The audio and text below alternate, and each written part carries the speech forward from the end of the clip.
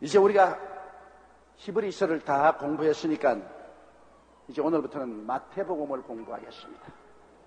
마태복음입니다. 여러분, 이 마태복음은 예수님의 12제자 중에 한 사람인 마태가 기록한 것인데, 신약 성경에 마태복음이 제일 먼저 있다고 해서 제일 먼저 기록된 것은 아닙니다. 제일 먼저 기록된 신약 성경은 마가복음입니다. 그런데 마태복음은 세리이던 마태가 하나님의 제자가 되고 난 다음에 주 60년에 그가 시리아의 안디옥에서 이 편지를 적었습니다. 그런데 이 마태복음을 왜 적었냐면,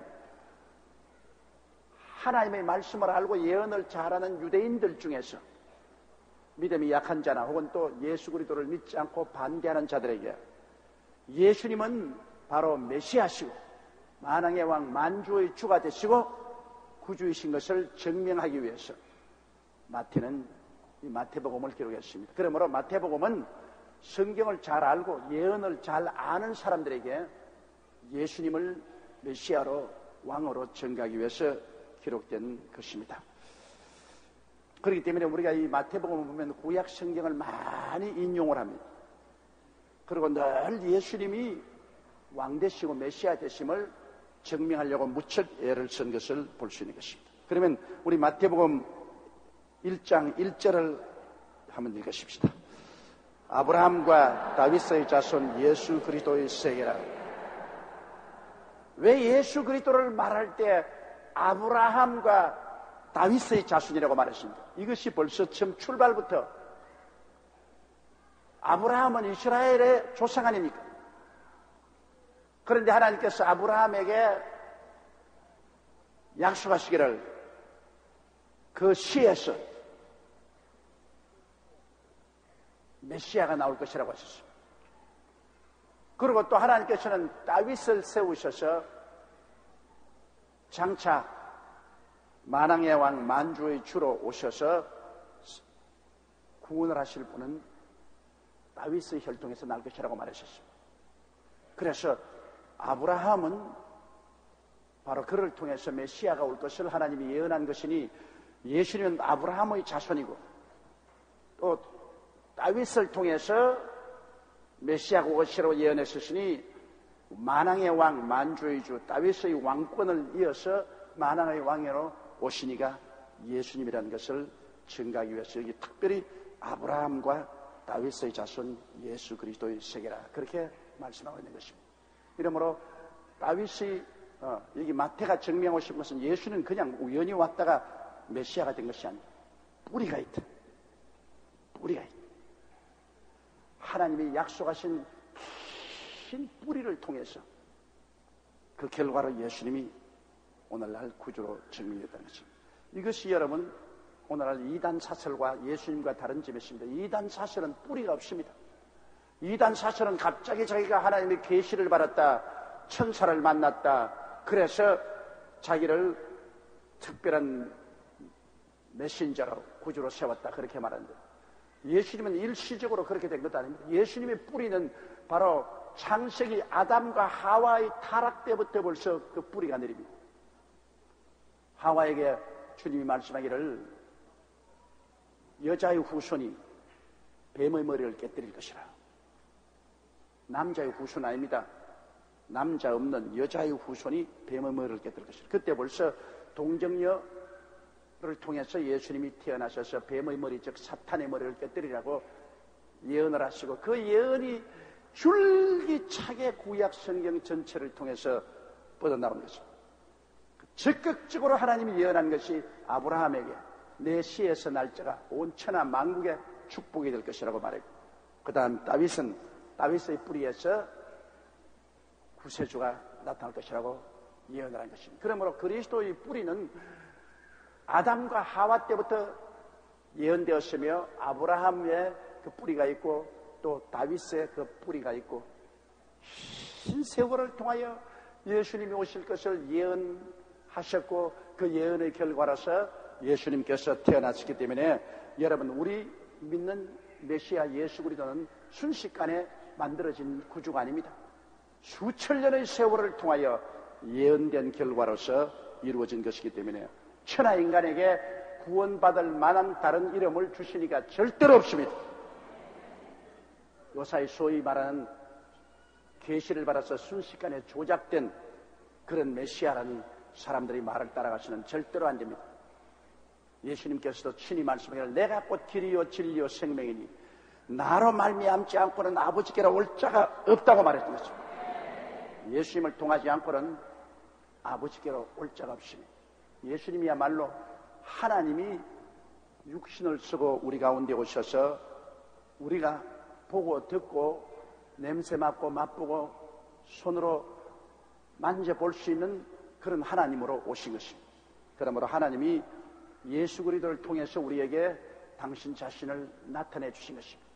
그렇지 않으면 우주와 만물을 지은 하나님, 저 허공 중에 무한한 하나님을 아무리 찾아도 어디서 찾습니까? 그러나 그 하나님이 이 지상에 예수님을 통해서 찾아오신 사실이 있습니다. 그게 바로 우리 주 예수님인 것입니다. 그럼 예수님을 본 자는 바로 하나님을 본 자인 것입니다. 하나님은 바로 예수님과 꼭 같습니다. 예수님은 하나님과 꼭 같습니다. 예수님과 아버지는 하나이신 것입니다. 그러므로 우리는 이제 하나님을 보았고 하나님을 들었고 하나님을 만졌고 하나님을 체험했습니다. 예수님 안에서 우리는 하나님을 체험한 것입니다. 그렇기 때문에 우리의 구주 되신 예수님, 이분만이 참 하나님이요 참 구세주가 되시는 것입니다. 그런데 여러분, 이 유대민족만큼 족보를 많이 따지는 민족이 없습니다. 유대민족은 조용기, 그러면 조용기로 말합니다. 조두천의 아들이요 조승장의 손자요, 또 누구의 증손자요, 누구의 고손자요, 이렇게 뿌리를 캐고 들어갑니다. 그런데 우리 이 세계 민족 중에 보면 이스라엘 민족이 가장 족보를 많이 캐고 그 다음으로 족보를 많이 캐는 민족이 한국 민족인 것입니다. 한국 민족도 꼭 족보를 캐거든요. 그런데 그 족보를 왜 캐느냐? 족보는 우리 개인의 뿌리입니다, 여러분. 그럼 뭐 족보 없어서 산다. 사실은 그렇지 않습니다. 우리가 다 아버지를 알고 할아버지를 알고 조상들이 있다는 것을 알기 때문에 우리의 정체를 압니다. 내가 불란서에서 집회를 하는데 한국계 불란서 여대생이 나를 찾아왔어요. 어릴 때 불란서로 입양을 가서 불란서에서 자랐기 때문에 자기는 내내 불란서 사람인 줄 알았다는 것입니다. 그러다가 이제 대학생이 됐는데 보니까 불란서 사람이 아니라 전부 다 머리가 노랗고 눈이 파란 사람들 사이에 까만 머리에 갈색 눈을 가지고서 동양인의 책으로서 자기가 있는 것을 발견하고 자기는 갑자기 공포와 불안해서요. 내가 누구냐? 나의 뿌리가 무엇이냐? 다른 사람들이 다 나를 코리안 한국 사람이라고 하는데, 그럼 내 한국 사람이면 내 뿌리가 무엇이냐? 우리 아버지가 누구고 우리 어머니가 누구냐? 우리 형제가 있느냐? 그래서 내게 찾아와서 아침 식사 때 그냥 호텔에 와서 울면서 목사님 내 뿌리를 좀 찾아주십시오. 나는 아버지가 누굽니까? 나 어머니가 누구고 오빠가 있는지 언니가 있는지 동생이 있는지 나를 좀 찾아주십시오. 그걸 모르기 전에는, 알기 전에는 내가 누군지를 알 수가 없습니다. 나는 떼돌이 인생입니다. 내 마음이 어디 가도 안주할 수가 없습니다. 내가 누군지를 모르겠습니다. 나를 좀 찾아주십시오. 나를 찾기 위해서는 내 부모 형제를 찾아야 되겠습니다. 그래서 그럼 내 이름이 뭐냐? 입양될 때 이름이 뭐냐? 입양될 때 이름도 몰라요. 어릴 때 왔으니까. 불란서 이름을 가지고 있어요. 어디에 근거에 찾을 근거가 없어. 그래서 내가 너 입양한 그 기관에 찾아가서 네 옛날 이름이 무엇인지 알아내고, 그리고 한국의 어느 기관을 통해서 입양된지 알아주면 우리가 신문사를 통해서 너를 찾아주겠다. 그런데 작년에 내게 녹음 테이프가 왔어요. 그 여대생에게.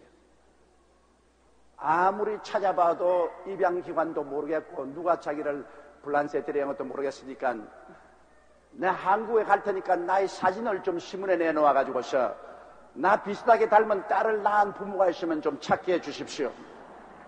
내가 얼토당토하는 생각하지도 말아라. 세월이 얼마나 흘렀다고 너 사진 내놓고 난 다음 너의 얼굴을 보고 내 자식이구나 하고 알 부모가 어디 있냐.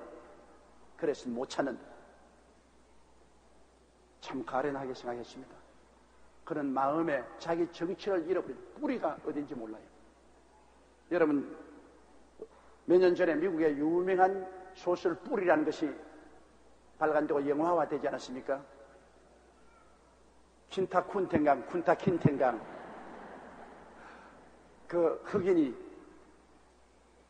미국에서 자기의 조상과 뿌리를 찾기 위해서 아프리카로 건너가서 자기 조상의 노예로 잡혀오기 전에 뿌리가 된지를 그거를 찾은 그 소설이었었습니다. 그러므로 사람들은 여러분 모두 다 자기 정체를 알기 위해서는 자기 뿌리를 알아야 돼요. 그래서 오늘날 족보를 따지는 것 여러분 나쁘지 않습니다. 족보를 확실히 알면 자기 뿌리를 확실히 압니다. 그리고 또 족보는 여러분 혈통을 말하지 않습니까? 옛날에야 뭐 혈통 그거 무슨 상관이 있는데 이제는 과학이 발달될수록 그렇지가 않아요. 여러분 사람의 혈통에는 유전인자인 DNA라고 있습니다. DNA 유전자 속에 모든 조상의 유전 정보가 다 들어있습니다. 그럼 우리 아버지 어머니께로부터 그 DNA를 받아요. 우리 혈통에. 그것도 우리 자손에게 DNA 유전자 정보를 전해줘요. 그 DNA 속에는 온갖 유전이 정보가 다 들어있습니다. 그러면 그 족보에서 그 조상이 고혈압 DNA 유전 정보가 있으면 그 할아버지가 고혈압이었다. 아버지도 고혈압이었다. 나도 고혈압이다. 내 자손도 고혈압일 것이다. 왜? DNA에 그 유전 정보가 들어있기 때문에 그대로 흘러나가요. 아버지나 어머니 사이에 암이 있었던 사람은 자손들에게 꼭 암 검진을 하라고 하지 않습니까? 왜? 부모에게서 DNA 유전 정보에서 암이 유전 정보로 자손에게 전달되기 때문에 그 자손이 암을 발생할 가능성이 많습니다. 조상에 알코올 중독자가 있으면 DNA를 통해서 그 자손이 알코올 중독자가 될 사람이 많고, 조상이 범죄자면 그 자손이 그 DNA를 통해서 범죄자가 될 가능성이 많습니다. 여러분과 나는 우리 스스로가 만들어진 것 아닙니다. 우리 선대 조상의 그 유전 인자들이 DNA에 전부 정보로 꽉 들어가 있어서 그것이 우리 속에 들어와서 지금 우리가 요처럼 생각하고 요처럼 말하고 요처럼 행동하게 만들어 놓은 거예요. 그렇기 때문에 뿌리를 안다는 것 굉장히 중요합니다. 시집 장가 갈 때 뭐 까짓거도 우리 서로 사랑하면 되지. 조상이야 문둥이든 뭐든 상관할 건 뭐냐. 그냥 우리가 그냥 서로 사랑하면 된다. 그렇게 쉽지가 않습니다. 살아보면 그 조상들이 나타나기 시작하는 거예요. 그 아내에게서도 조상이 나타나고 남편에게도 조상이 나타나고 그 조상들의 유전이 나타나서 서로 부딪히는데 이게 기가 막힌 일이겠습니다. 이러므로 종자를 잘 선택을 해야 돼요. 그래서 이 유전 정보를 얻는 것이 바로 이 족보입니다. 족보를 통해서 탁 보면은 내가 정확한 통계는 잊어버렸습니다. 미국에 보니까 대통령으로부터 시작해서 훌륭한 장관이 된 사람들 중에 자녀들이 거의 목사, 장로 자녀들이고, 그 다음에 깡패가 되고 살인자가 되고 흉악범이 된 사람들은 거의 조상이 역시 깡패고 흉악범이었는 통계를 내놓은 것을 내가 보았었습니다. 이렇기 때문에 족보라는 것이 여러분 참 필요합니다. 뼈라는 것이 중요합니다. 옛날에는 결혼할 때 여러분 부모들이 그 족보를 다 보고 그 가정을 다 보고 그래가지고 중배를 써서 결혼을 했기 때문에 옛날 사람들은 한번 결혼하면 끝까지 잘 살았잖아요. 중매를 보고 다. 요 사이는 결혼해서 5, 6개월 되면 벌써 흔들흔들 2, 3년 내에 갈라지는 집안이 얼마나 많습니까? 뼈를 보지 않고 순식간에 서로 눈만 마주치면 딱 그거 결혼했다가 그냥 집어치워버리라, 그거 집어치워버리고, 이러한 상황이 된 것은 뿌리 없이 인생을 살려고 하기 때문인 것입니다. 뿌리가 깊어야 아무리 바람이 불어도 흔들리지 않아요. 뿌리가 없으면 바람이 불면 그대로 날아가요.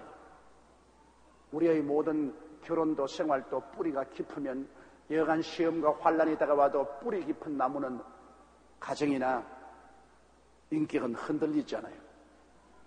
그러나 뿌리가 없는 떠돌이는 그냥 바람 불면 그대로 날아가고 말아요.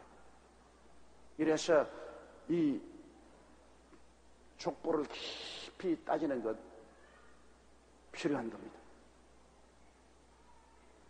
이스라엘 민족하고 한국 민족은 특별히 족보를 많이 따지는데, 이제 여기 보면은 아브라함으로부터 시작해서 다윗 왕까지 14대, 또 다윗 왕으로부터 시작해서 바벨론으로 잡혀갈 때까지 14대, 또 바벨론에서 이간 후 다시 마리아의 남편인 요셉을 낳기까지가 14대, 이 14대, 14대, 14대를 딱 맞춰가지고서 여기에 기록해 놓았었습니다. 정확하게 14대가 안 되는데 14대를 그냥 맞춰놨어요. 그렇게 마태가. 어떤 것은 족보를 한 두세 개 뛰어넘어가지고 14대를 맞춰놨습니다. 그건 유대인이 하는 방식이니까 우리가 무슨 말을 할 필요가 없습니다. 자, 그러면 이 족보를 일일이 설명할 수 없기 때문에 우리 다 한번 계속해서 어디까지 읽어 나가느냐 하면은 17절까지 우리 함께 읽어 나가십시다. 2절부터요. 아브라함이 이삭을 낳고 이삭이 야곱을 낳고 야곱은 유다와 그 형제를 낳고 유다와 다말에서 베레스와 세레를 낳고 세레스는 헤스론을 낳고 헤스론은 람을 낳고 람은 아미다마를 낳고 아미다마는 나순을 낳고 나순은 살몬을 낳고 살몬은 라합에서 보아스를 낳고 보아스는 루세서 오벳을 낳고 오벳은 이세를 낳고 이세는 다윗 왕을 낳으니라. 와, 또 낳기도 많이 낳았다. 그래가 14대, 아브라함부터 다윗 왕까지 14대. 그건 왜냐하면 예수님께서 반드시 아브라함의 혈통에서 태어나고 다윗의 혈통에서 태어나야 메시아라는 것을 유대인들에게 증명하기 때문인 것입니다. 유대인들은 다 다가올 메시아는 아브라함의 자손이요 다윗의 자손으로 온다는 것을 알고 있었기 때문에 예수님의 족보가 거기에 맞아떨어진다는 것을 여기 증명하는 것입니다. 그러면 또 6절요. 이세는 다윗 왕을 낳으니라. 다윗은 우리아의 아내에서 솔로몬을 낳고 솔로몬은 르호보암을 낳고 르호보암은 아비야를 낳고 아비야는 아사를 낳고 아사는 여호사밧을 낳고 여호사밧은 요람을 낳고 요람은 우시야를 낳고 우시야는 요담을 낳고 요담은 아하스를 낳고 아하스는 히스기야를 낳고 히스기야는 므낫세를 낳고 므낫세는 암몬을 낳고 암몬은 요시야를 낳고 바벨론으로 이거할 때 요시야는 여고냐와 그 형제를 낳으니라. 여러분 성경을 읽어보면 사람의 일생 일대가 처음부터 끝까지 다 이렇게 나와 있어요. 우리는 지금 살고 있으니까 우리의 끝날이 아직까지도 새까맣게 먼 것 같이 느껴지지만은 이게 낳고 읽어보십시오.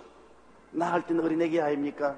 그러나 늙어서 또 죽고 또 다음 세대가 어린아이로 나와서 또 죽고 한 세대는 가고 한 세대는 오고 땅은 여전히 있습니다. 그러므로 이 지구가 생긴 이후로 얼마나 많은 사람들이 태어나서 죽고 또 태어나서 죽었다는 사실을 우리가 알 수 있는 것입니다. 그러므로 인생은 안개와 같이 떴다가 사라지는 것이 인생이라는 것을 여기 다시 한번 우리가 뼈저리게 느낄 수가 있습니다. 이들의 삶 속에 희노애락이 다 있었지 않겠습니까? 그러나 그 희노애락은 지금 여기에는 기록되어 있지 않습니다. 그저 태어났다가 죽었다, 그것밖에 없어요. 태어났다가 죽더라. 이러므로 장차 묘비를 세우거든 묘비에서 뭐라고 적었느냐? 태어나서 먹다가 죽었다. 그렇게 하면 그 일생이 다 되는 것입니다. 그 가운데 있는 모든 슬프고 기쁘고 좋았고 안 좋았고 하는 그것은 다 안개와 구름같이 사라져버리고 없는 것입니다. 태어났다가 죽었다. 태어났다가 죽었다. 그것이 있습니다. 12절요. 바벨론으로 이간 후 여고냐는 스알디엘을 낳고 스알디엘은 스룹바벨을 낳고 스룹바벨은 아비우스를 낳고 아비우스는 엘리야김을 낳고 엘리야김은 아소르를 낳고 아소르는 사독을 낳고 사독은 아킴을 낳고 아킴은 엘리우스를 낳고 엘리우스는 엘르아사를 낳고 엘르아사는 마단을 낳고 마단은 야곱을 낳고 야곱은 마리아의 남편 요셉을 낳았으니 마리아에게서 그리스도라 칭하는 예수가 나니라. 자, 여기에 여러분 우리가 자세히 봐야 될 것은 이 혈통이 쭉 나와서 다윗의 혈통에서 요셉을 낳았으니 예수님은 요셉의 아들이더라. 그렇게 안 해놨습니다. 야곱은 마리아의 남편 요셉을 낳았으니 마리아에게서 그리스도라 칭하는 예수가 나니라. 여러분 언제나 족보는 남자를 통해서 족보를 쭉 해놨는데 예수님이 태어난 데 대해서는 요셉의 아들 예수 그리스도를 하지 않고 요셉은 마리아의 남편, 마리아에게서 그리스도라 칭하는 예수가 나시니라. 이렇게 하므로 여기 성령이 보여주시는 것은 예수님은 요셉을 통해서 난 아들이 아니고 요셉은 양아버지고 예수님은 마리아를 통해서 태어난 성령으로 잉태된 하나님의 아들이라는 것을 보여주고 있는 것입니다. 그런데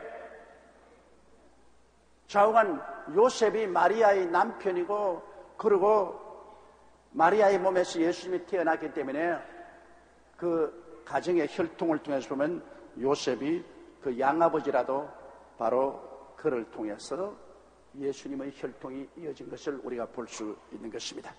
이러므로 예수 그리스도는 아브라함의 혈통에 이어지고 다윗의 혈통에 이어져서 그래서 마지막 다윗의 후손인 요셉을 통해서 예수님은 양아버지를 삼고 마리아 몸에서 태어난 것을 여기에 보여주고 있습니다.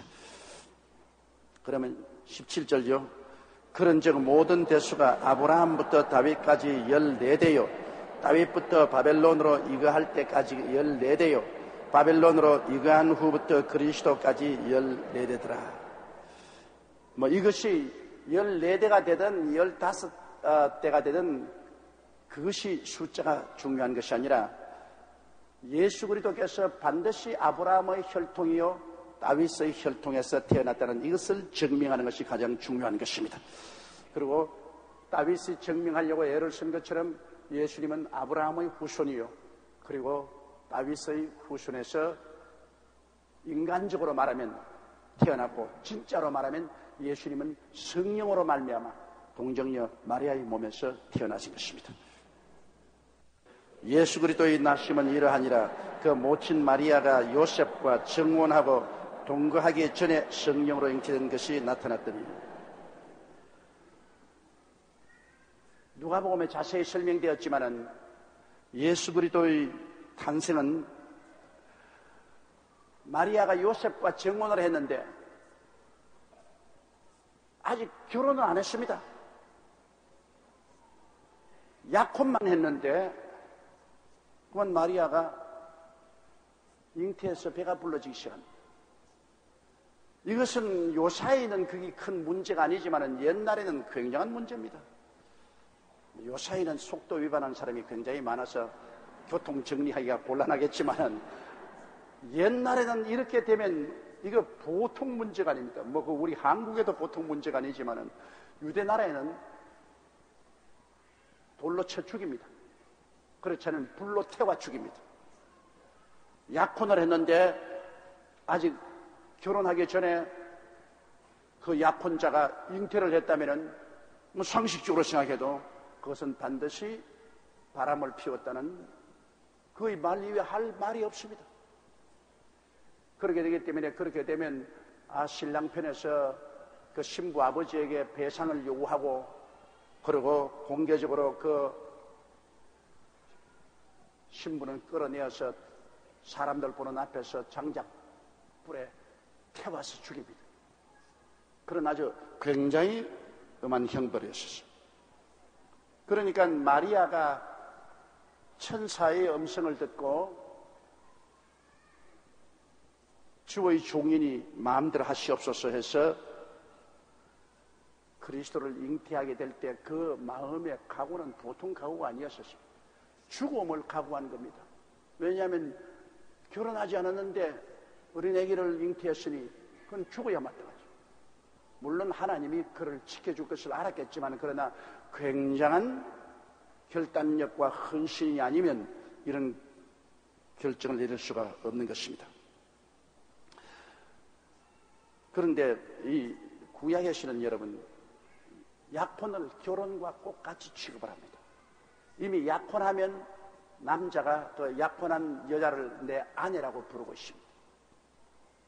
그러므로 약혼과 결혼은 굉장히 엄합니다. 약혼했으면 반드시 결혼하는 겁니다. 그럴 정도로 엄한 규정입니다. 이러는데 그 모친 마리아가 요셉과 정혼하고 동거하기 전에 성령으로 잉태된 것이 나타났으니, 자, 성령으로 잉태를 한다. 그거 참 가능한가? 제가 이 성령 잉태 때문에 옛날에 굉장히 싸운 적이 있습니다. 중앙대학교 생화학 과장으로 계시던 교수인데, 이분이 의사로서 동경대학에서 박사학위를 받고 또 나아가서 미국 UCLA에서 다시 의학 박사학위를 받고 저 뉴욕의 신해산 병원이라는 사이나이 호텔 하스피탈에서 있다가 이기붕 씨 주치의로 한국에 왔습니다. 옛날에 이승만 대통령, 이기붕 부통령 할 때 이기붕 씨 그 부통령의 주치의로 한국에 와 있으면서 중앙대학에서 강의를 하고 있어요. 그런데 그분이 하도 술을 좋아해요. 대구 사람인데 술을 좋아해. 술을 많이 먹고 난 다음에 중풍으로 쓰러졌어요. 중풍으로 쓰러졌는데 뇌수술을 하고 난 다음에 완전히 오른손이 마비가 돼 몸을 이렇게 끌게 됐습니다. 근데 그 부인이 굉장한 미인이었어요. 그때 한은 총재 딸이었는데 굉장한 미인이었어요. 그러니까 자기가 이제 병신이 되니까 그때부터 이처증이 들어가지고서 가방에다가 이렇게 큰 회칼을 넣은 거예요. 그래가 저녁마다 자기 부인 목에다가 칼을 딱 대놓고 오늘 어느 놈 만났어? 어느 놈 만났는지 다 말하라.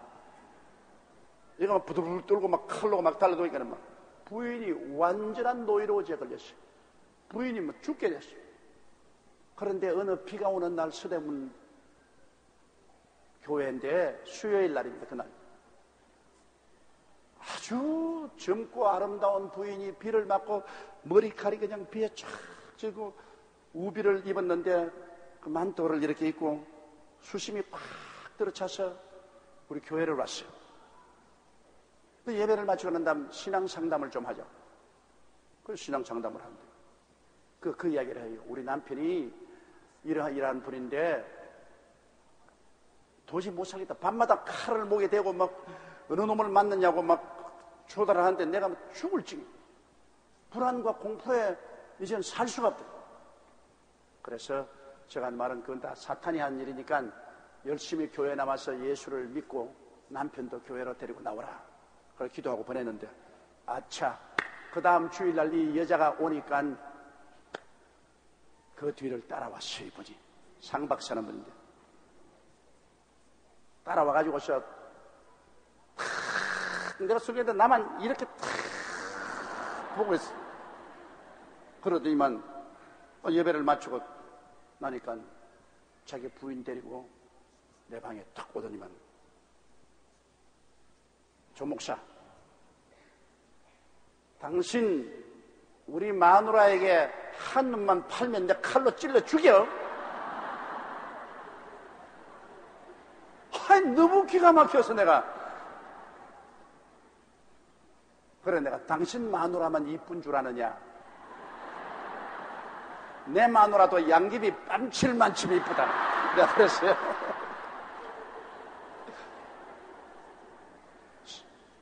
대학 교수가 된 사람이 무슨 그런 아주 저질적인 이야기 하니까 잔소리 마라.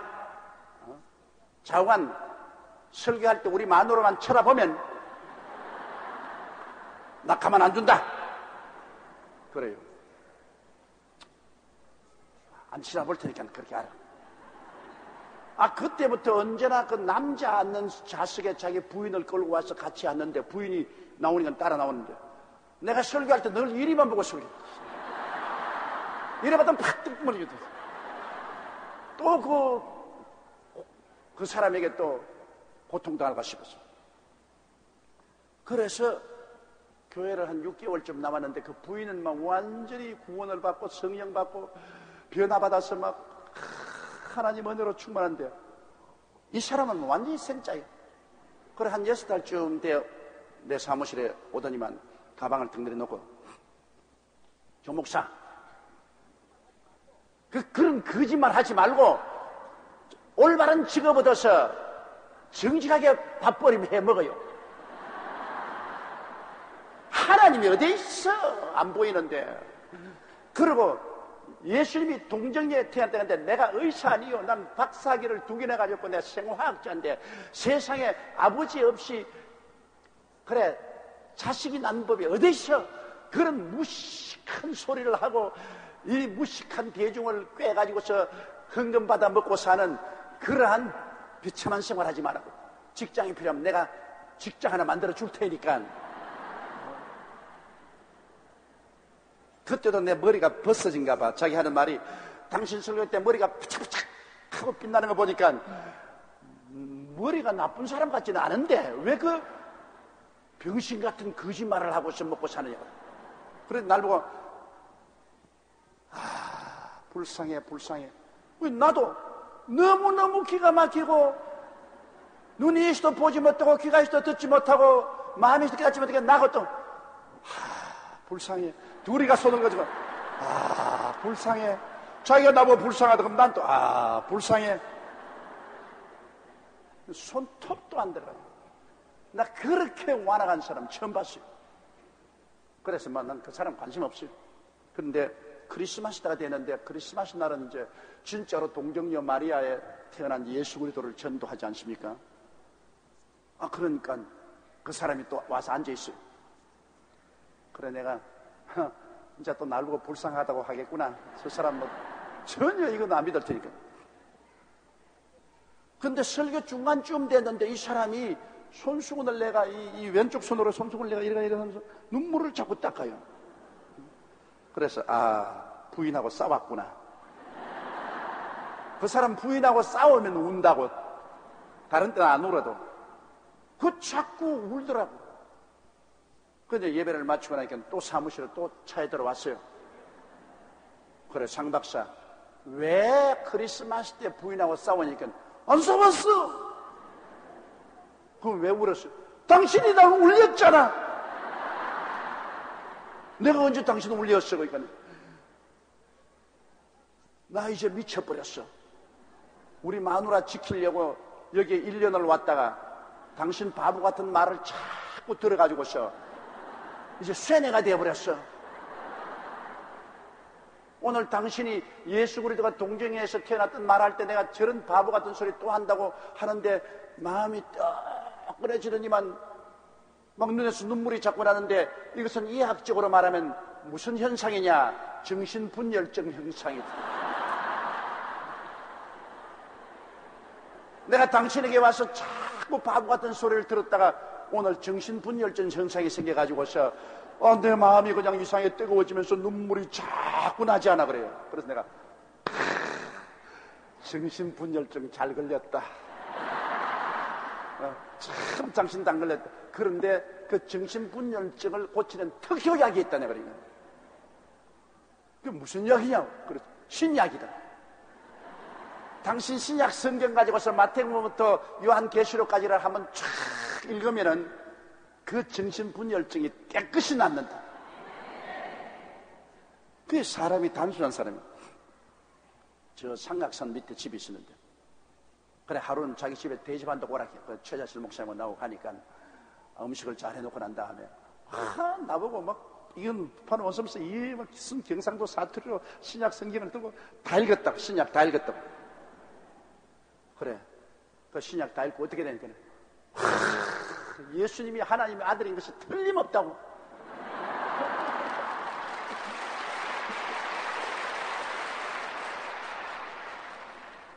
그러면서 그 다음에는 아침에 와가지고서요, 다리를 질럭거리면서 물을 가져가서 우리 교회 앞에 물을 뿌리고 한쪽 손을 빗자루로 막 쓸고 이제 은혜를 받은 거예요.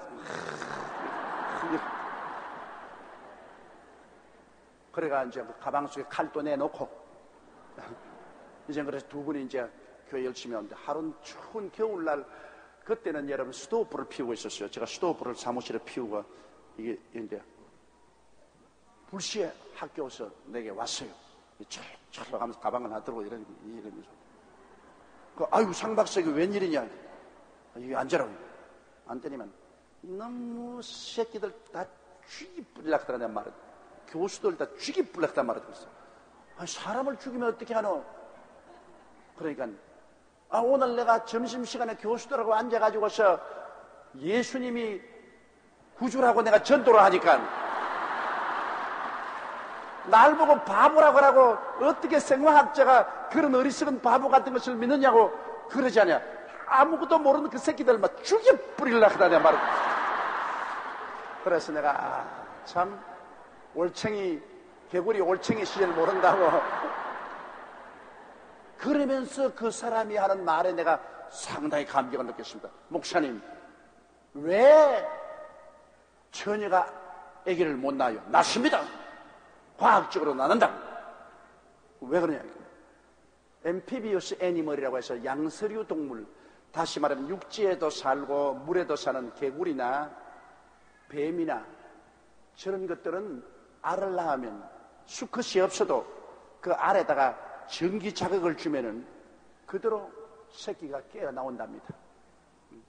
양서류 동물은 그러니까 수컷이 없어도 암컷의 알 그게 그냥 전기 쇼크만 주면은 알이 깨어 나오는 것은 이미 생화학적으로 다 증명된 사실이에요. 전 세계적으로 증명되었는데 자기가 하는 말이 하물며 동정녀 마리아의 몸에 성령의 쇼크가 들어왔는데 아직까지 아들 못 낳을 리가 어딨냐. 과학적으로 봤어. 사람도 양서류 동물 알에다가 전기 쇼크를 두어서 그대로 새끼가 빠져나오게 만드는 판인데 하나님이 전능한 하나님이 성령의 능력으로 마리아의 몸에 임하여서 전기 쇼크를 주니까 마리아가 잉태될 수밖에 되냐. 그런 걸 안 믿는다고 나쁜 놈의 자식들 그냥. 그 다음에 그 사람이 예수를 믿고 전도를 열심히 하고 그러다가 두 분이 미국으로 이민 가서 미국에서 살다가 세상을 떴어요. 그래서 내가 언제나 동정녀 마리아 탄생의 이야기만 하면 그 상복원 박사가 생각이 납니다. 그렇게 나보고 입에 침이 마르게 바보 같은 짓 하지 말고 올바른 직장 얻어서 살아라고 어떻게 처녀가 아들을 낳느냐고 고함을 치는 그 사람이 자기가 예수 믿으니까 또 똑같은 머리로서 예수가 처녀에 왜 못 태어나냐고 또 그거 증명한다고 또 야는. 문제는 지식이 많기 때문에 안 믿는 것이 아니라 마음이 안 믿으면 그 머리 지식을 가지고 안 믿을 때는 반대하는 대로 서다가 마음이 믿으면 또 그 똑같은 머리 가지고서 또 예수가 구주인 것을 증명하는 데 사용한다고요. 사람의 마음이 변화되면 지식도 변화된 대로 사용이 되는 것이고 그렇기 때문에 마음이 변화되는 것이 가장 중요한 것입니다. 능히 동정녀 마리아가 성령으로 말미암아 예수 그리스도를 낳을 수 있는 것은 얼마든지 가능합니다. 그건 이제 과학적으로도 증명되는 것입니다. 자, 그러면 예수 그리스도의 나심은 이러하니라. 그 모친 마리아가 요셉과 정혼하고 동거하게 지는 성령으로 잉태된 것이 나타났더니 19절에 그 남편 요셉은 의로운 사람이라 저를 드러내지 아니하고 가만히 끊고자 하여. 참 내가 볼 때 요셉은 보통 남자 아니에요. 정혼까지 했더라면 둘이가 서로 사랑하는 사이 아니겠습니까?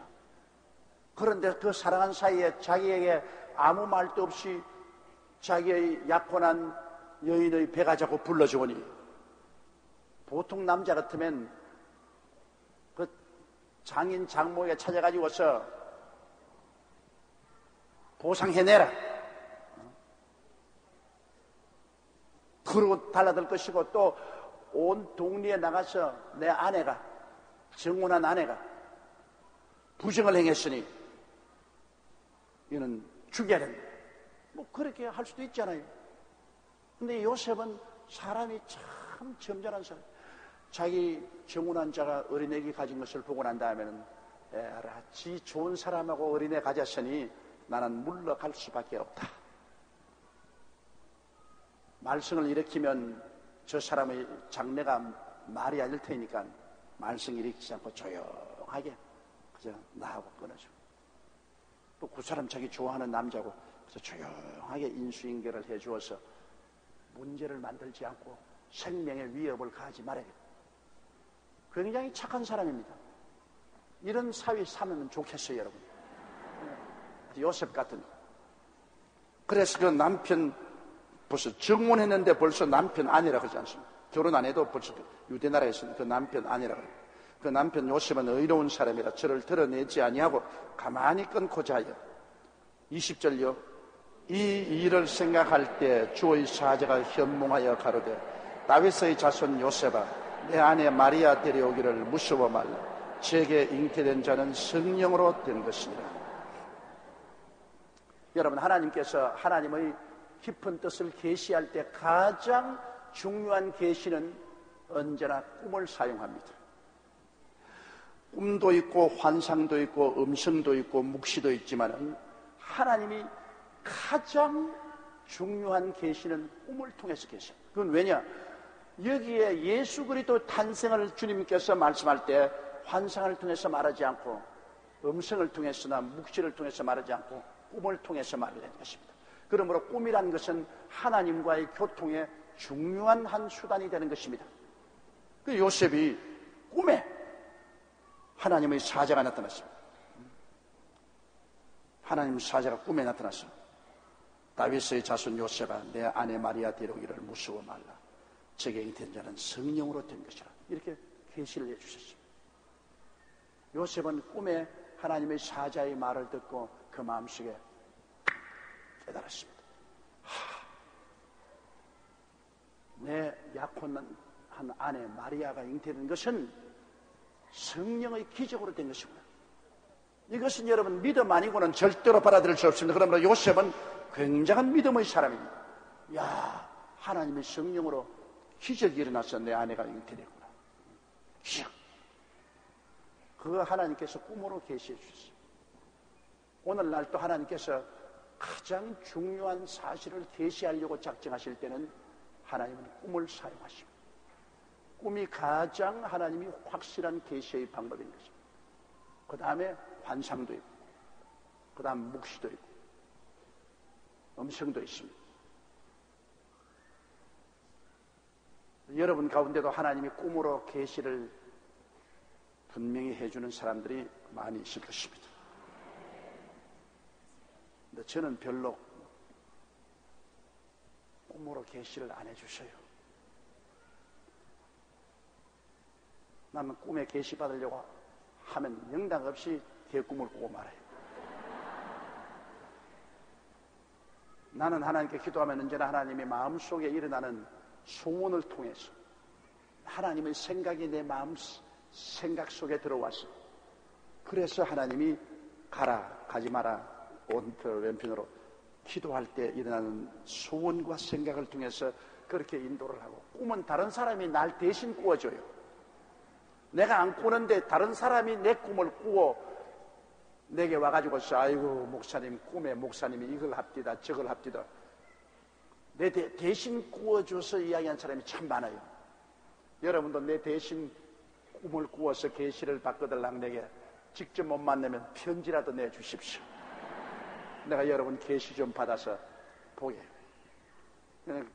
우리 예수 믿는 사람은 꿈을 정 무시할 수도 없고 또 정 꿈을 다 믿어도 안 돼요. 꿈 중에도 개꿈도 굉장히 많아요. 그러나 그 가운데 하나님 성령이 주시는 꿈은 평생토록 잊지를 않아요. 개꿈은 자고 나면 잊어버려요. 그런데 성령이 우리에게 주는 꿈은 마음에 인치듯이 그 마음에 인치해서 그 평생을 잊어버리잖아요. 늘 그 꿈이 마음속에 있어요. 그렇기 때문에 하나님이 중요한 것을 계시할 때 느부갓네살 왕에게도 꿈으로 계시해 주었죠. 구라파 역사 전체를 꿈으로, 바로 왕에게도 애굽의 7년 대풍년과 7년 대흉년이 다가올 것을 꿈으로 보여주신, 요셉도 꿈으로 그가 국무총리가 될 것을 보여주신, 꿈은 하나님이 사용하는 계시의 중대한 수단입니다. 그러므로 여러분이 중대한 일을 만나서 하나님께 인도를 받기 위해서 많이 기도하고 마음을 정하게 하고 주님을 기다리면 주님께서 여러분의 기도에 꿈으로 응답해 줄 때가 많이 있습니다. 그런 기대를 가지시기를 바랍니다. 21절요. 아들을 낳으리니 이름을 예수라 하라. 이는 그가 자기 백성을 저희 죄에서 구원할 자이심이라. 아들을 낳으리니 이름을 예수라 하라. 예수란 말은 히브리 원어는 요슈아란 말입니다. 야슈아라는, 야슈아, 즉 구원자라, 구원을 합니다. 그래서 성경에 여수아란 말이 바로 예수란 말입니다. 이 헬라어로 발언하면 구원자. 주님께서는 태어나기 전에 이미 하나님이 그 이름을 주신 분이십니다. 태어나기 전에 이미 하나님께서는 그 이름을 예수, 즉 구원자라는 이름을 주신 것입니다. 이 이름이 여러분 굉장히 중요하지 않습니까? 하나님께서는 예수님에게 아무런 이름을 준 것이 아니에요. 태어나기 전에 이미 너는 구원자, 백성을 구원할 자란 야슈아라는 그 이름을 줬습니다. 그 야슈아라는 이름, 그 발음이 가장 가까운 나라 중에 하나가 우리 한국 사람입니다. 우리 예수, 야슈아 맞죠? 그러나 미국 발음은 굉장히 나쁩니다. 야슈아를 지자세라고 합니다. 할 수 없이 지자세라고 내가 말을 하지만은 너무너무 틀립니다. 그리고 프랑스 말은 자지인데 자지 너무너무 틀립니다. 우리는 예수, 야슈아, 우리가 가장 발음이 가까운 이름인 것입니다. 우리를 구원할 자. 그러므로 하나님께서는 아브라함도 하나님의 축복을 주신 아브라함, 많은 민족의 조상, 사레도 여주 사라로, 야곱은 사기꾼인데 그 이름은 이스라엘, 하나님과 다투어서 이긴 자, 이스라엘의 이름 바꾸죠. 예수님께서도 당신의 제자들에게 시몬은 반석이란 베드로, 그리고 요한과 야고보는 보아너게, 우리의 자식이라 이름을 바꾸어 주었습니다.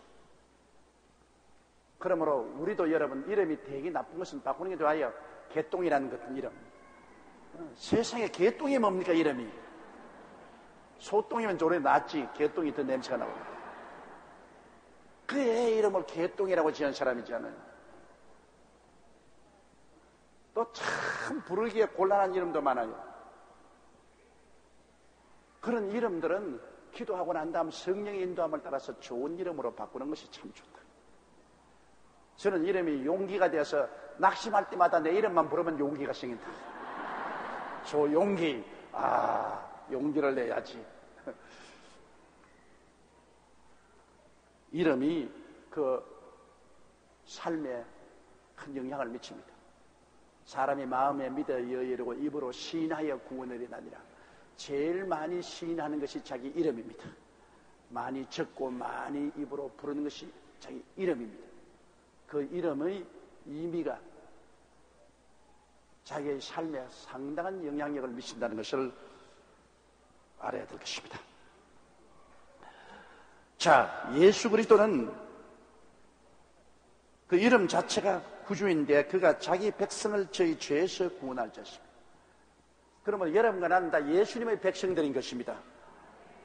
이 세상에 모든 사람들이 다 구원은 받지 않습니다. 우리가 여러분 아무리 전도해도 해도 우리 민족 다 구원받거나 이 지구상에 사는 사람이 다 구원받지는 않습니다. 하나님의 백성이 따로 있어요. 자기 백성. 그래서 성경에 보면 여러분 에베소서나 빌립보서에 보면 하나님께서 만세전에 그리스도 예수 안에서 우리를 예정하사 하나님의 자녀가 되겠다.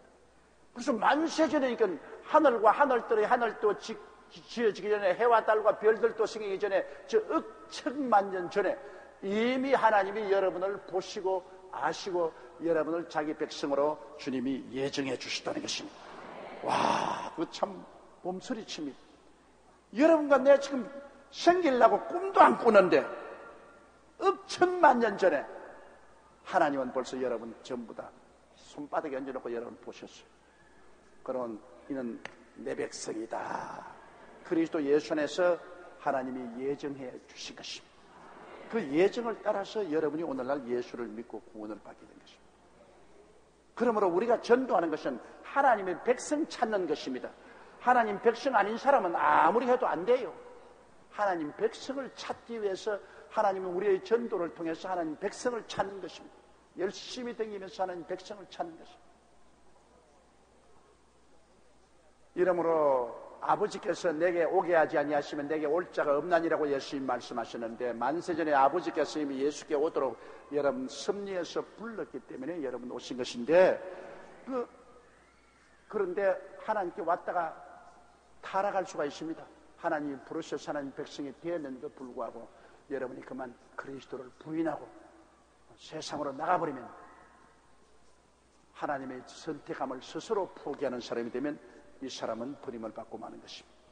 우리가 하나님께 예정을 입어 구원을 받았으면 정말 떨림으로 우리 구원을 성취해야지, 하나님이 예정해서 구원해 주신 이제 내 마음대로 살자, 그렇게 하면 안 되는 것입니다. 우리가 구원을 가볍게 여기고 그리스도를 부인하게 되면 우리는 하나님의 사랑에서 버림을 당할 위험이 있는 것입니다. 그러나 저러나 여러분과 나는 오늘 이 시간에 구원을 받았으니 감사합니다. 이것은 하나님의 백성으로서 여러분 부름을 받고 선택을 받았다는 것이므로 얼마나 큰 특권인 것을 알아야 되는 것입니다. 너무너무 감사해야 되는 것입니다. 이 수많은 사람 중에 어쩌자고 우리를 구원했냐. 여러분 선택을 보십시오. 우리 한국이 1945년 8월 15일 해방되고 난 다음 산발선이 딱 갈라졌어요. 그리고 북한은 무신론자 공산주의가 들어가고, 이남은 예수를 믿고 그리스도를 섬기는 미국이 들어왔어요. 이남은 교회가 왕성하게 되고 많이 전도받고, 북한은 교회가 다 문을 닫고 복음을 못 전하게 됐어요. 그 다음 6.25 사변이 일어난 다음 북한에 예수 믿는 사람들 거의 다 도망쳐서 한국을 내려오고, 북한은 6.25 사변 난 이후로 40여 년 동안 교회도 없고 그리스도의 복음도 전도하지 않습니다. 자, 그걸 볼 때 우리는 40여 년 동안 이곳은 자꾸 복음이 증거되어 1천만이 넘는 신자가 됐는데, 저기는 복음이 전혀 증거되지 않습니다. 하나님이 여러분 팔이 짧아 북한의 전도를 못하게 했겠습니까? 하나님의 능력이 부족해서 북한의 전도 못하게 했겠습니까?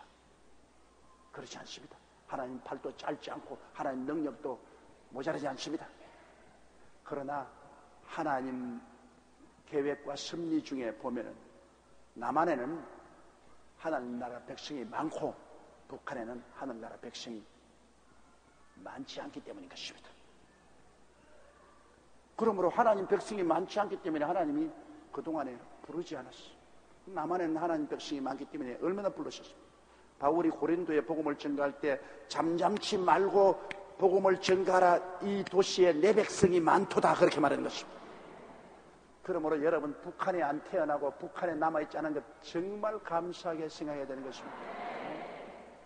다 같은 대한민국 사람인데 여러분이라고 북한에서 안 태어날 이유가 어디 있어요? 여러분이라고 북한에 남아서 그곳에 살지 말라는 법이 있어요?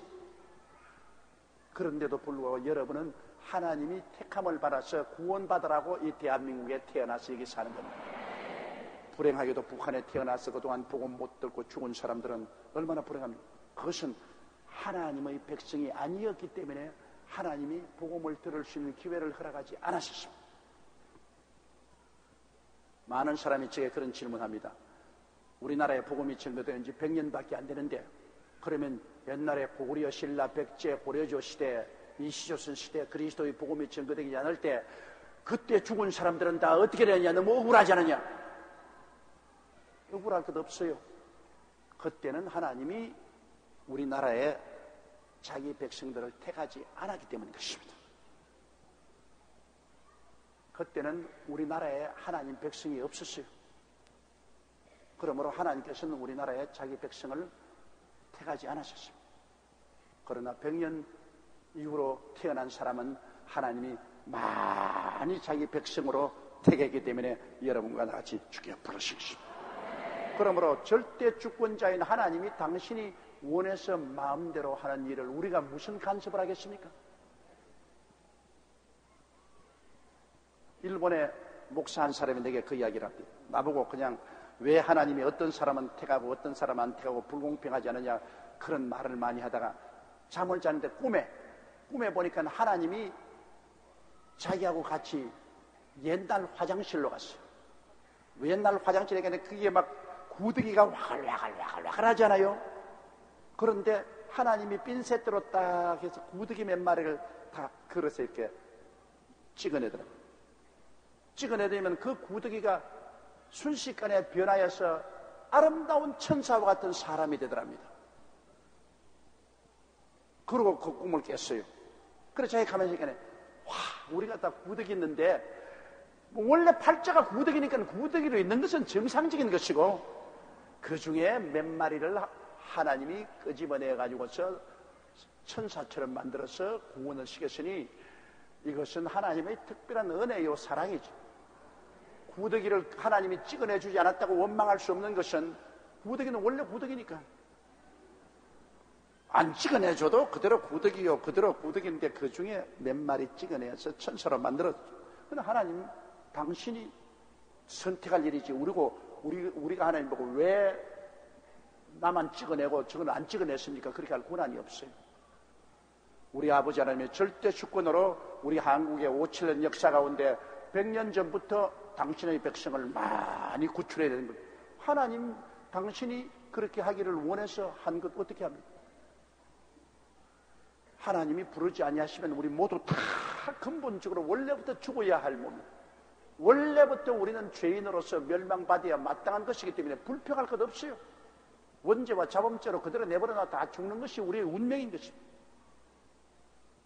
그 죽을 사람을 주님께서 얼마간 불러서 당신의 백성으로 새하늘과 새 땅과 새 예루살렘에 참여하기 위해서 구원시켜 주었으니 그 은혜를 우리는 감사할 따름인 것입니다. 구원 받지 못한 것이 정상적이고 죄를 지은 영혼은 죽으리라. 구원받은 우리는 특별한 은혜인 것입니다. 그러므로 구원받지 않은 사람은 또 특별한 은혜가 뭔지도 모르고 오히려 우리 보고 손가락질합니다. 아유, 저 바보들 저거 정신 나갔지 않았냐? 저 예수 믿고. 구원받지 않은 사람들은 자기가 올바른 삶을 사는 줄 압니다. 자기들이 정상적인 것으로 압니다. 그러나 구원받은 우리는 하나님의 특별한 은혜를 받고 보니 우리가 정상적이고 우리가 참 희망이 있고 소망이 있으랍니다. 여러분, 그러므로 오늘 이 시간에 알아야 될 것은 우리들은 모두 다 예수 그리스도의 백성이라는 것을 알아야 되는 것입니다.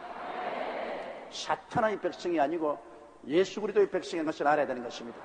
따라 말씀드립니다. 나는 하나님의 예정을 입어 예수 그리스도의 백성이 되었습니다.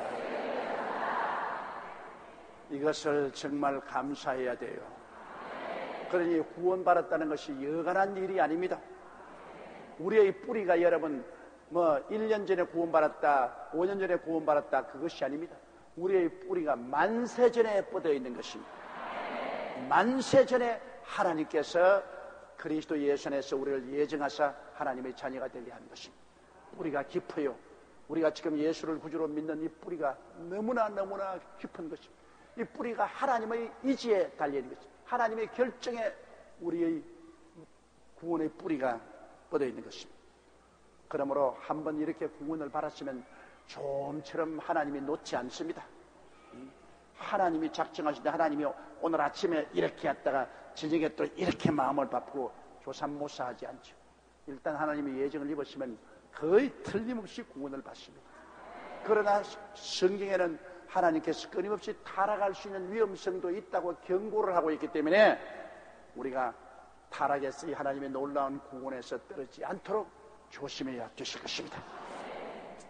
아시겠어요? 그러면 또 1장 22절요. 이 모든 일이 된 것은 주께서 선지자로 하신 말씀을 이루려 하심이니 가라사대.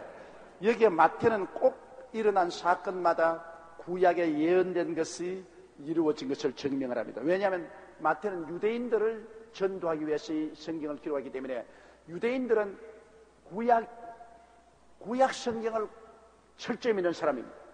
그러므로 예수 그리스도의 탄생과 그 역사가 구약에 뿌리를 두어서 구약에서 이미 예언되고 구약에서 이미 말해진 사실이 이렇게 이루어졌다. 이렇게 하면 그 사람들이 믿어요. 그러나 구약에 뿌리를 내린 것이 아니라면 이 사람들 절대 안 믿어요.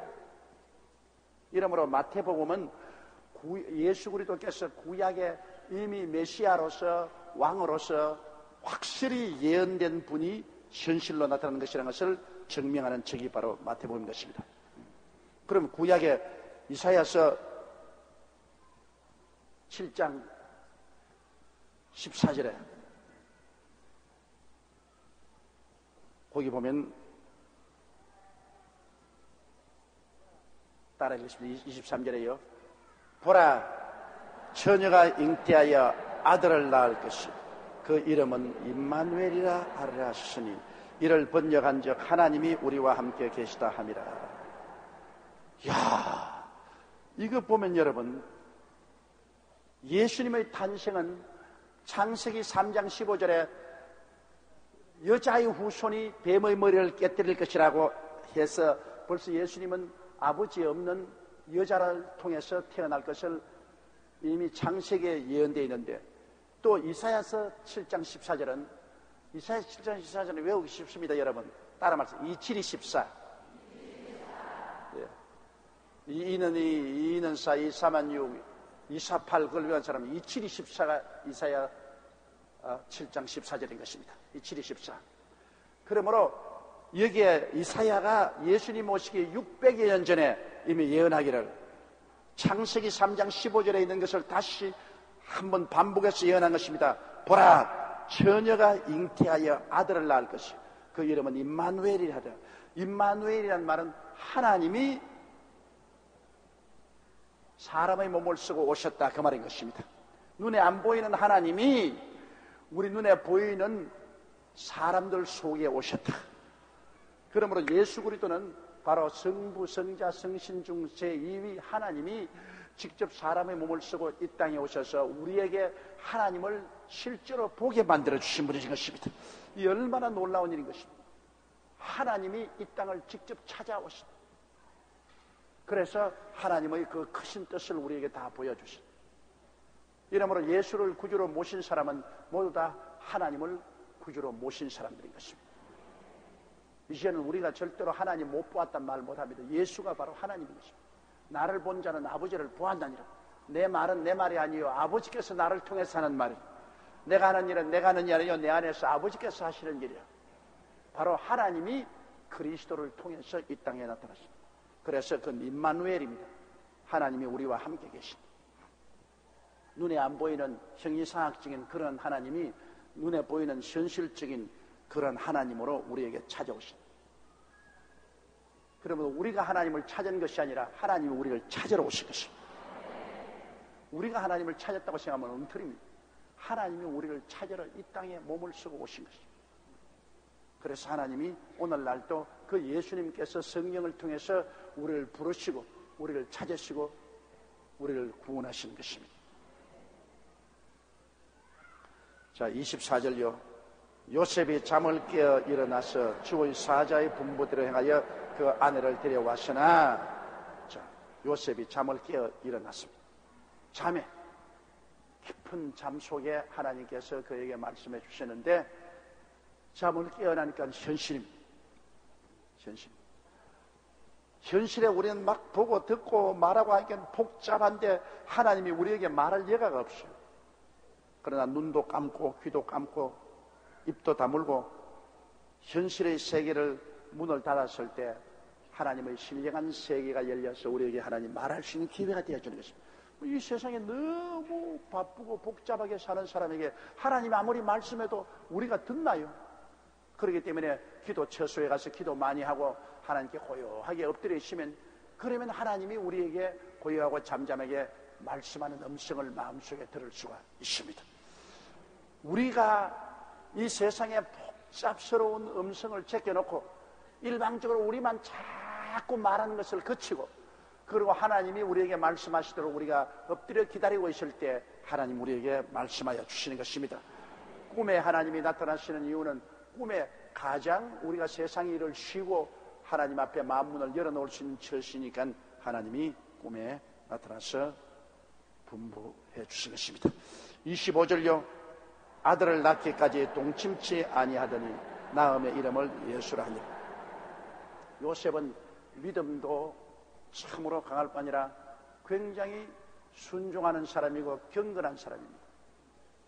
그러므로 하나님께서 계시해서 마리아가 성령으로 잉태했다 하니까 그 거룩한 하나님의 사역에 조금이라도 상처를 입히지 않기 위해서 그는 곧 그를 데리고 와서 아내로 삼았으나 그 마리아와 같이 생활하지는 않았습니다.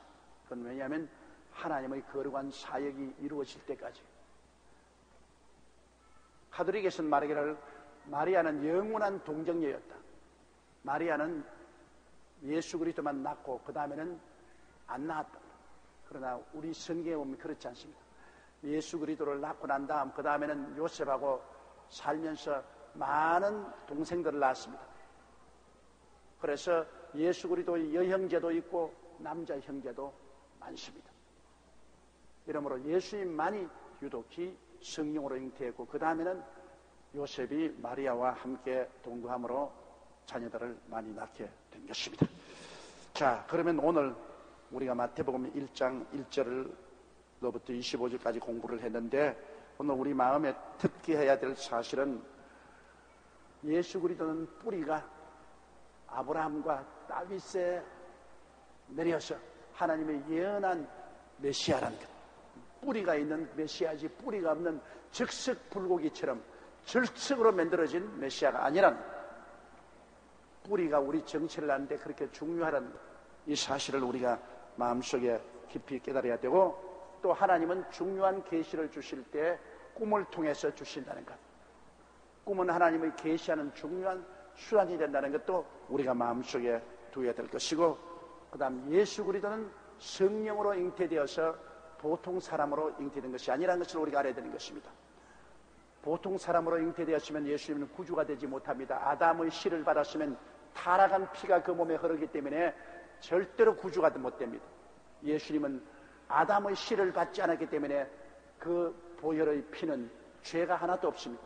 타락하지 않은 피이기 때문에 그 피로서 우리의 죄를 속할 수 있으므로 예수님은 성령으로 잉태되어 우리의 구주가 되셨다는 사실을 우리가 알아야 되는 것입니다. 예수님이 성령으로 잉태 안 되었으면 절대로 구주가 안 됩니다. 그건 아담의 씨를 받았으면 벌써 뱃속에서부터 타락한 씨를 받았기 때문에 그는 죄인으로 태어남으로 구주는 못 됩니다. 그는 아담의 씨를 받지 않았습니다. 반드시 그는 아버지 없이 태어나야 됩니다. 타락한 아담의 씨를 받으면 안 돼요. 성령으로 잉태되어서 나타나야 구주가 될 수 있는데 주님은 그렇게 하신 것입니다. 자, 그러면 우리 주여 한번 부르고 우리 다 같이 통성으로 기도하겠습니다. 주여,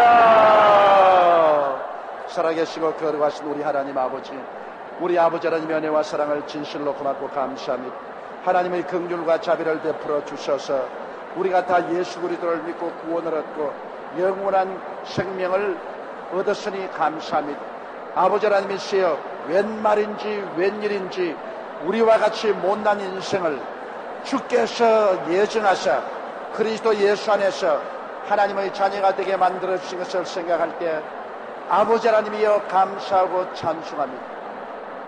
나의 거룩하신 아버지 하나님이시 우리 아버지께서 우리를 불러주지 아니하셨으면 아버지여 예수께로 올 자가 없지 않습니까?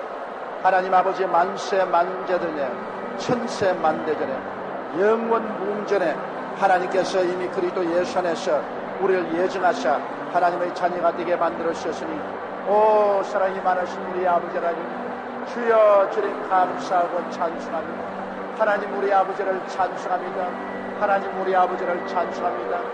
웬 말인지 웬일인지 하나님께서 우리를 부르셔서 하나님의 자녀가 되게 하여 주셨사오니 우리 아버지여 감사하고 살아계신 우리 아버지여 감사옵나이다. 오 사랑이 많으신 우리 하나님 아버지여, 전능하신 아버지여, 주의 백성들을 불러주시옵소서. 주의 백성들이 함께 모여 하나님을 예배하고 찬미하게 만들었음을 감사합니다. 나의 아버지 하나님이시여, 이 땅에 더 많은 주의 백성들을 불러주시옵소서. 이 땅에 더 많은 주의 백성들을 불러주시옵소서. 우리 아버지 북한에도 주의 백성들이 많이 있을 것인지